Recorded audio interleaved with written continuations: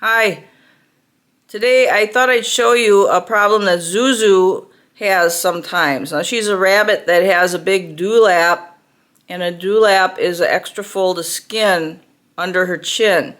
And she can get it wet in the water bowl, and it can be where it stays wet because the fur is all clotted together, and then the skin doesn't dry out. Now if the skin doesn't dry out, you can end up with a bunny with a skin infection.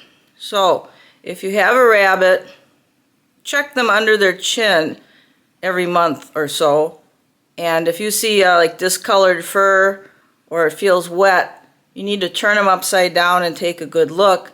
And I'm going to wrap her in a towel because that's the easiest way to turn a bunny upside down. You don't want them to kick or to twist their back. So let me get her out and I'm going to show you what I'm talking about. Now these guys are used to being carried upside down sometimes, but I'm just going to show you. Just wrap your bunny up nice and tight in a towel. And now you can flip them over without them twisting their back. Get up here. Now I've already been cutting this out, but because she's a white bunny, you can see the discoloration here on her fur. And yesterday there was a big mat here of wet fur.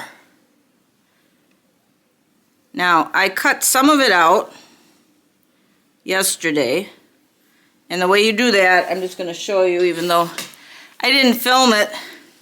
I just thought maybe I should film it this morning and show people, but you could have somebody help you hold the bunny a little bit, hold their head back a little. But like here's a little bit of it left right here. So what you have to do is get a sharp scissors. Make sure you don't snip their whiskers. All right. Pinch your fingers so you can feel their skin, and then you just go right in there and snip. Now you don't need to get down to the skin. You can kind of pull it apart a little bit. Can we see, Zeus? I know you don't like this. Make sure you support the bunny's back and neck while you're doing this. But you can just pull the fur a little bit apart. Now yesterday this was one big wet clot. It was a big wet clot all the way under her chin. But I just wanted to show you this morning, it has, get closer up, it has dried out completely. It's not wet anymore. And I even was able to pull a little bit of the clumps out after I cut out some of it. I could kind of work some of the clumps, the parts that were loose, out. But look at her now. Her skin has all dried out. There's no infection going on because I check them every so often. Okay, Zeus, can I turn you back over? Oh, that's Miss Zeus. This Miss Zeus, she was one that came up with Stevie and Norm from Alabama. They were transferred up. I've had them, I think, at least 6 years. She was transferred up from a shelter down there because, you know, the pink-eyed whites, I keep saying, pink-eyed whites are wonderful bunnies, but people overlook them. They want the bunnies with the brown eyes, you know, the bunnies that are different colors. But these guys are so sweet, these bunnies. And when she came up, she was so terrified that if a bird flew by the window or she heard a noise, she'd go crazy and she'd start running in her pen in circles. She ripped off a fingernail, one of her toenails, by doing that. She knocked the whole water crock over, and she got her toenail caught on the cage somehow and ripped the whole thing out. It's grown back, but it was ripped out and bleeding. I think she must have been, of course, outdoors somewhere, kept outdoors in a hutch or something. And that something terrified her. Maybe a hawk came down and, you know, tried to get grab her, but she was in the cage. Maybe some animal at night came around and was scratching and trying to get into the cage. Well, she doesn't run like crazy anymore, but I'd say it took at least 3 years for her to finally calm down completely.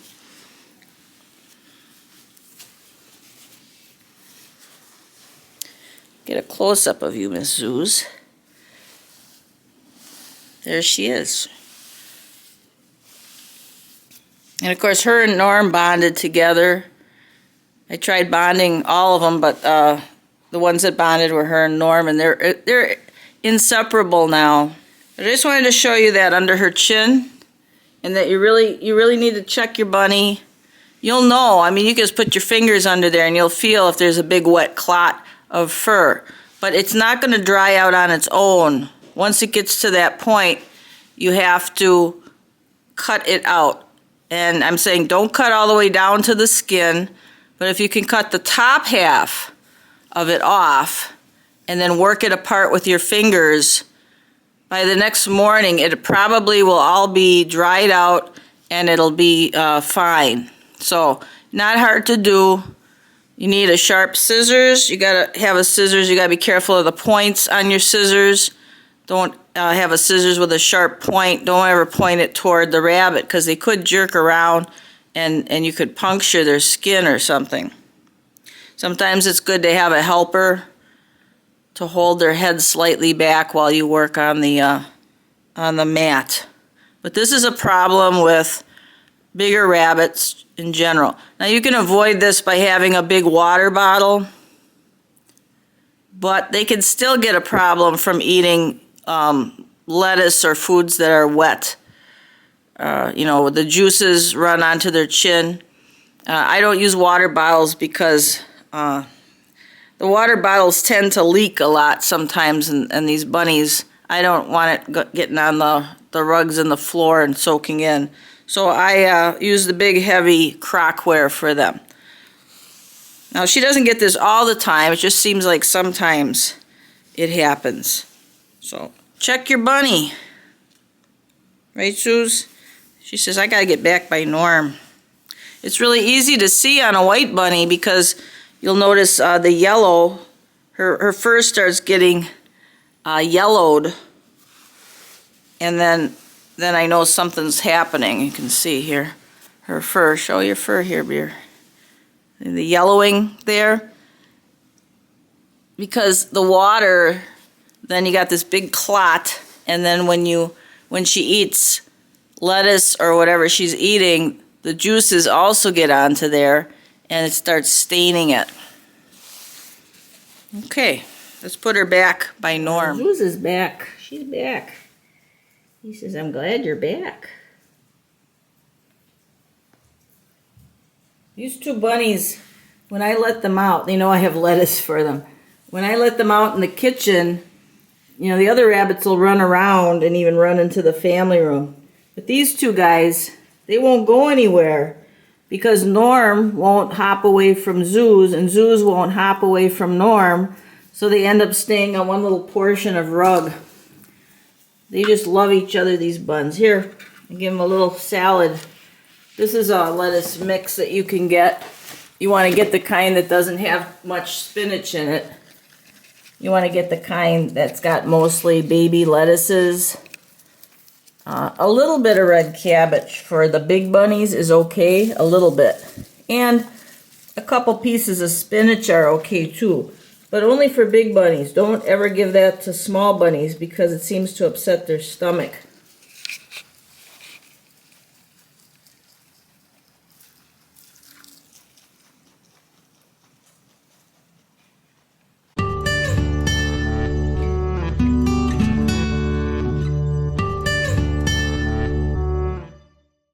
Make sure you check the next day after you have removed some of the mat and worked it apart. Make sure you check the next day and take a good look at the skin in that area to make sure it's not reddened and infected.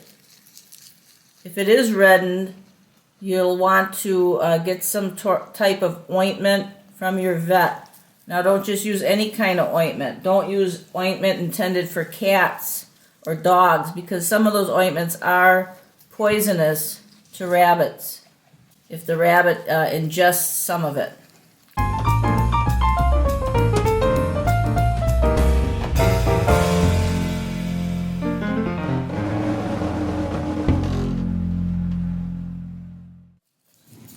When you have a rabbit, do some research.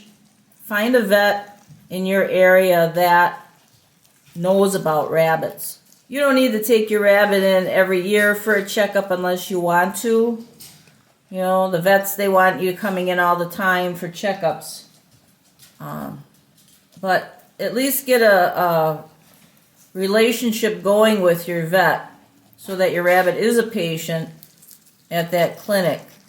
And if something comes up, you can get your rabbit in to get looked at.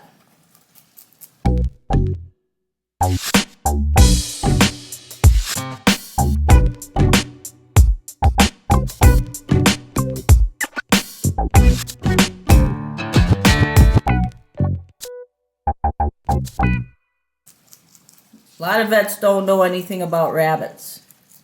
So sometimes you have to look around, do a little research to find a vet that knows about rabbits and is willing to work with rabbits.